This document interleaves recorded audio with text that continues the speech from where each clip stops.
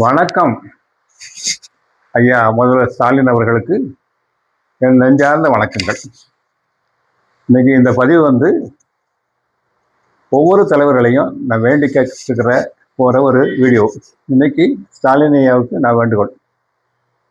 ரொம்ப 5 வருஷமாக ஆட்சி புரிந்து பல சாதனைகளை செய்து இன்னைக்கு பல மக்களுடைய ஆதரவை பெற்றிருக்கீங்க.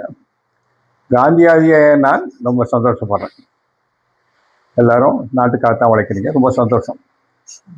இப்போ ஒரு காந்தியவாதிகிற லெவலில் நான் சில வேண்டுகோள் உங்கள்கிட்ட வைக்கிறேன். நான் முன்னால் ஒரு பார்லிமெண்ட் எலெக்ஷனோட உங்களை குற்றாலத்தில் வச்சு சந்திச்சிருக்கேன். அப்போவும் பெண்கள் மத்தியில் நீங்கள் இந்த மது விலக்கை கொண்டு வாங்க, நல்ல ஓட்டு கிடைக்குன்னு நான் சொல்லியிருக்கேன். நீங்கள் அந்த நேரத்தில் ரொம்ப கனிவாக கேட்டுக்கிட்டீங்க. இப்போவும் நம்ம திராவிட முன்னேற்ற காலத்தில் இந்த பாலிசி இருக்கிறது. இந்த இது நீங்கள் சேர்ந்தா இருக்கீங்க. ஒவ்வொரு நேரமும் தேர்தல் நெருங்க மது விலக்கு கொண்டு வருவோங்கிறத எல்லாரும் சொல்கிறீங்க. இந்த தடவை அதை ஆணித்தரமாக கொண்டு வரணும். ஏன்னா இப்போது ரொம்ப கஷ்டப்படுறாங்க மக்கள். கஷ்டம்னா கஷ்டம், அப்படி ஒரு கஷ்டம். என்ன மாதிரி கஷ்டம்னா, எல்லாம் டாஸ்மாக் கடை நிறைய பெருகி போச்சு. நாளுக்கு நாள் அப்படியே பெருகிட்டு போகுது. அரசுக்கு வருமானம் வருது, நான் இல்லைன்னு சொல்லலை. ஆனால் இந்த அரசு வருமானத்துக்கு எத்தனையோ வழி இருக்கு.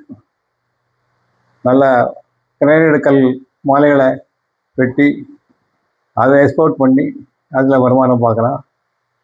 எத்தனையோ வழி இருக்குது. டேக்ஸில் 1% ராஜாஜி இருக்கும்போது 1% போட்டார் சேல் டேக்ஸ்ன்னு.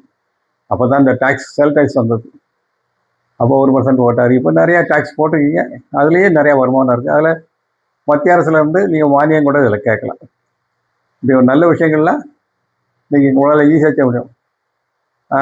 பொதுவாக என்ன நமக்குள்ள மாயன்னா,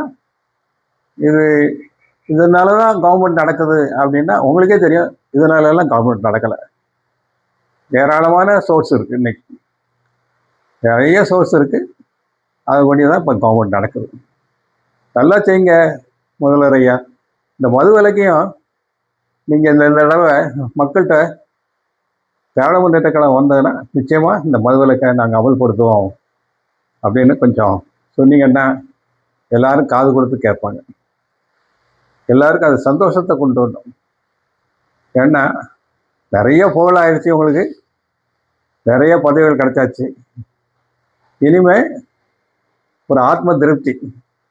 உங்களுக்கு ஆன்மீகத்தில் நம்பிக்கை இருக்கோ இல்லையோ, உங்கள் மனைவிக்கு ரொம்ப இதில் நம்பிக்கை இருக்குது. அவங்களுக்கு ஒரு நமஸ்காரம். அதனால் நிச்சயமாக ஒரு நல்ல ஒரு முடிவு எடுத்து இந்த தடவை கண்டிப்பாக மது விலக்கு திராவிட முன்னேற்ற கழகம் கொண்டு வரும் அப்படிங்கிறத அடித்தரமாக சொன்னீங்கன்னா ஓட்டு அள்ளிட்டு போயிடும்.